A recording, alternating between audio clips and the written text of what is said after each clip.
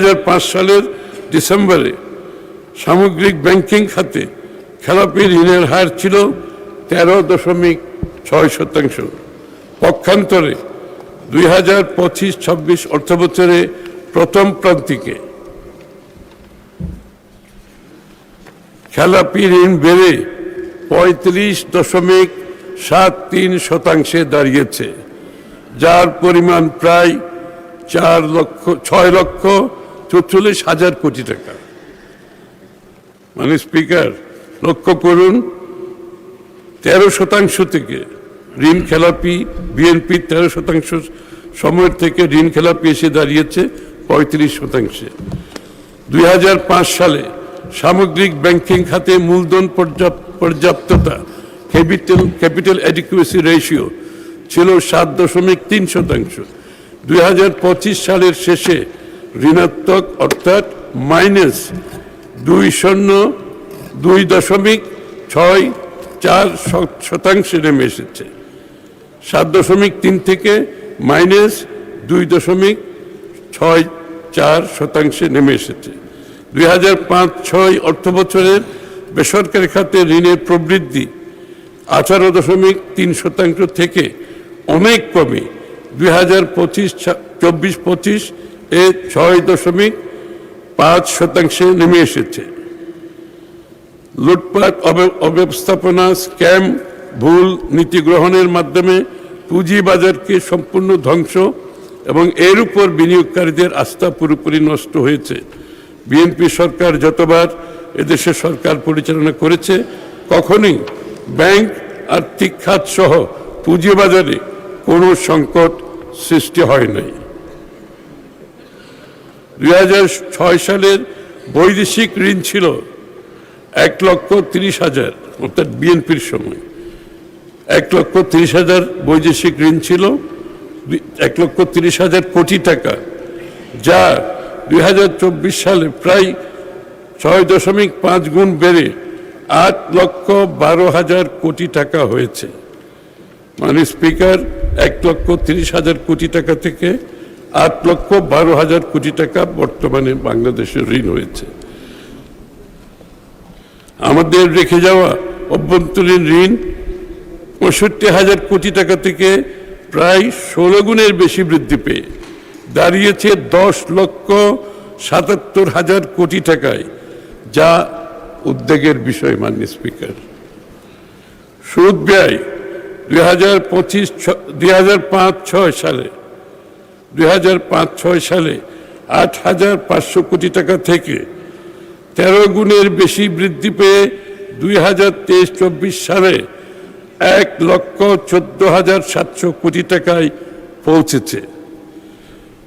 IMF ও বিশ্ব ব্যাংকের বিশ্লেষণ অনুযায়ী বাংলাদেশের ঋণমান আমাদের রেখে যাওয়া নিম্ন ঝুঁকি ক্যাটাগরি হতে বর্তমানে মধ্যম ঝুঁকির দেশে অবনমন হয়েছে।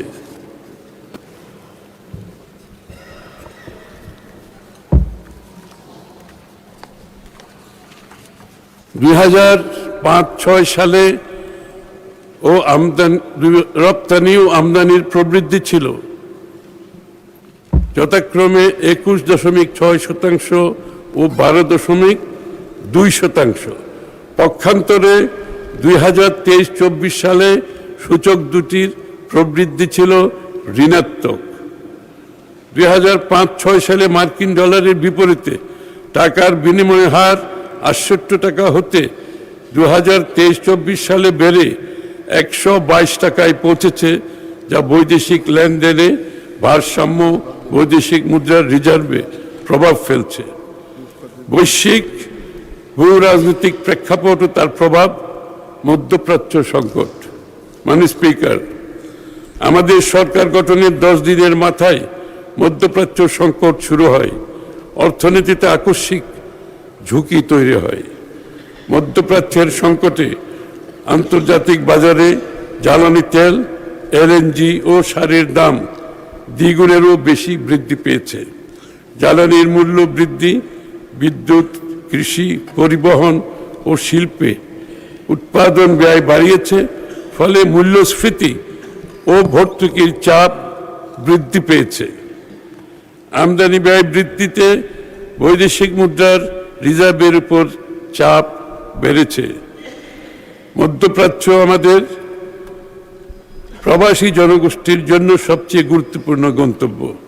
তাই এই অঞ্চলে দীর্ঘস্থায়ী অস্থিরতার কারণে কর্মসংস্থান ও প্রবাস আয় প্রবাহের উপর প্রভাব পড়তে পারে।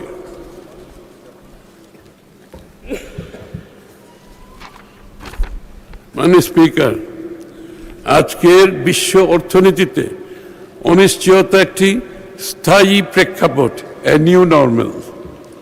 যুদ্ধ, বৈশ্বিক জ্বালানি বাজারের অস্থিরতা, সুদ হারের ঊর্ধ্বগতি, বাণিজ্য শুল্কের অনিশ্চয়তা এবং সরবরাহ ব্যবস্থায় বিঘ্ন, এসবের যে কোনো একটি ঘটনাই অল্প সময়ের মধ্যে দেশের আমদানি নির্ভর অর্থনীতির উপর বড় চাপ সৃষ্টি করতে পারে। কাজেই আমাদের লক্ষ্য হলো বাইরের ধাক্কা এলেও অভ্যন্তরীণ স্থিতিশীলতার উপর অভিঘাতের মাত্রা মোকাবেলা করে অগ্রযাত্রা অব্যাহত রাখা।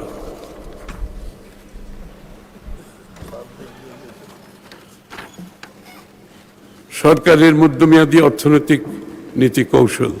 মাননীয় স্পিকার, দেশের বর্তমান বাস্তবতা পর্যালোচনায় স্পষ্ট যে ফেসিবাদী সরকারের অনিয়ম, দুর্বল ব্যবস্থাপনা, দুর্নীতির কারণে অর্থনীতি এখনো নানা চ্যালেঞ্জের মুখোমুখি। তবে আমরা বিশ্বাস করি যে রাজনৈতিক সদিচ্ছা, সঠিক নীতি, কার্যকর সংস্কার, বাস্তবমুখী পরিকল্পনার মাধ্যমে এই পরিস্থিতি থেকে উত্তরণ সম্ভব। অর্থনীতির পুনরুদ্ধার, বাজারে আস্থা ফিরিয়ে আনা এবং নতুন প্রবৃদ্ধির সুযোগ সৃষ্টিতে সরকার নিরলসভাবে কাজ করে যাচ্ছে। মাননীয় স্পিকার, একটি শক্তিশালী ও সমৃদ্ধ অর্থনীতির ভিত্তি গড়ে উঠে দেশের প্রতিটি নাগরিকের সৃজনশীলতা, শ্রম, দক্ষতা ও উৎপাদনশীল সক্ষমতার উপর। সেই কারণে বর্তমান সরকার অন্তর্ভুক্তিমূলক অর্থনৈতিক রূপান্তরের পথে যাত্রা শুরু করেছে। ফলে উন্নয়নের সুফল সমাজের সকল স্তরের মানুষের কাছে পৌঁছে যাবে। এই লক্ষ্যকে সামনে রেখে দেশের অর্থনীতিতে স্থিতিশীলতা অর্জন, পুনর্গঠন, বিনিয়োগ নির্ভর প্রবৃদ্ধির পথে এগিয়ে নিতে মধ্যমেয়াদী কৌশল কাঠামো প্রণয়ন করেছি। মাননীয় স্পিকার।